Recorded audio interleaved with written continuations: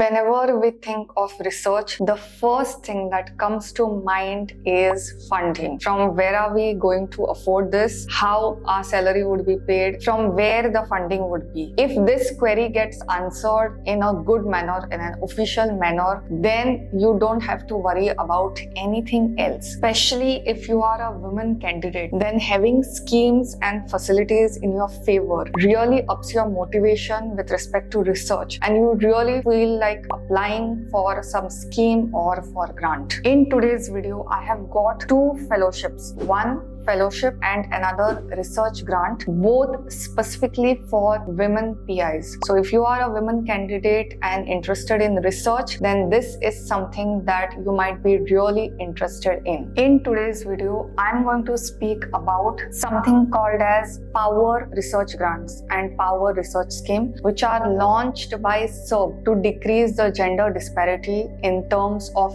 research. Okay, if you are a women candidate, then you need to watch this video till the end. If you are a male candidate, then do forward this to your female colleagues, friends and families. In this video, I am going to discuss about SERB Power Research Grant, SERB Power Fellowship, what is the financial assistance, what would be the stipend given in both the cases, because one is a research grant and another is a fellowship. So there is a disparity in income and amount over there. I am also going to speak about eligibility. What are the different qualifications required for both these? Also, how to apply, where exactly you should go, which website, what is the documentation required, and the different aspects associated with filling up the application. I'm also going to speak about the selection process. There are different criteria for both. So we will discuss about all that in detail in today's video. So without further ado, let's begin. First things first, SERB Power Research Grant. I will speak about this first. The deadline for this is January 31st of this month, and the duration would be 3 years. Since it is a research grant, you need to have a topic in mind and your proposal should be ready, so it can be submitted and you can get funding. There are two levels for this, level 1 and level 2. Level 1 has funding up to 60 lakhs. If you are in IITs, IISCs or IISERs and all these institutes, then you can get funding under level 1. Level 2 means you can get funding up to 30 lakhs. If you are working in these institutes, then you will get funding under level 2. I hope the concept is clear. Level 1 is 60 lakhs you can apply, and level 2 would be 30 lakhs for 3 years duration. Moving on to the eligibility. What are the different qualifications that are required for you to apply for this? First things first, Indian citizenship. This is only for those who are citizens of the country. The PI as well as co-supervisor has to be citizens of the country. The next thing is you need to have employment in academic or research institute. So if you have employment in any of this, then you are eligible to apply. They have not mentioned anything about contractual opportunities. If you are in a position where you are on contract basis, then you can put a mail to them and apply. If you are a faculty recruited through UGC Faculty Recharge Scheme, then also you are eligible to apply. If you are a fellow under these fellowships, then in that case also you can apply, as long as you have at least 3.5 years for your fellowship to end. Your PhD guide, if it is present, then it cannot be your co-PI. Also,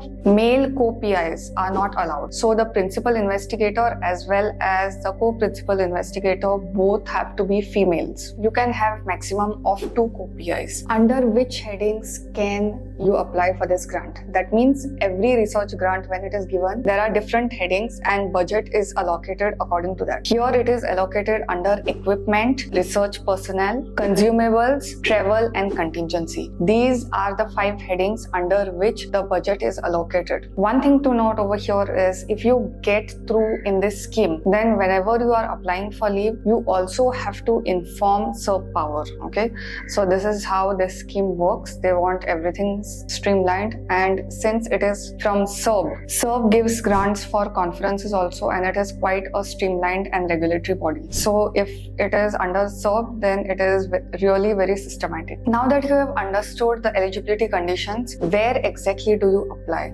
So the first thing is you register at this website. Under profile section, you have your biodata, user information, address. So all the personal details are relevantly filled over here. So whenever you are applying for any kind of research grant, then there are several things that you need to consider, okay, like your summary, the title, the different keywords that you use. And this is the format for all the things related to research proposal. So if you have already prepared a research proposal, you make sure that it fits within these criteria for it to get accepted under this scheme. Also, proposals are different kind, right? So if you have any other information pertaining to your proposal which as per the format you feel it is not there, but as per your opinion it should be there in the proposal, then you can upload it as another document, separate document called as OTD, other technical document. The file size should not exceed 10 MBs for it to get uploaded. Make sure all these things are in place before you move in with the application procedure. One thing you may think about is on what basis is the selection made. Proposal is obviously the criteria. There is something called as Program Advisory Committee. So it's a committee that will look after your application. It will go through your proposal and you may be called for a presentation or a discussion based on this. Also, one thing to note over here is as long as your proposal is within science and engineering, as long as it is even remotely connected to the different aspects of science, it will be evaluated equally. Meaning, just because it is biology doesn't mean it will get high preference, or just because it is robotics doesn't mean it will get high preference. So all the fields will be evaluated equally as per this scheme. If you have any further doubts related to your eligibility, you can contact over here with respect to SERB Power Research Grants. Mind you, whenever it comes to a research grant, the proposal plays a really good role in you getting selected. Now you have understood what is the entire procedure for applying for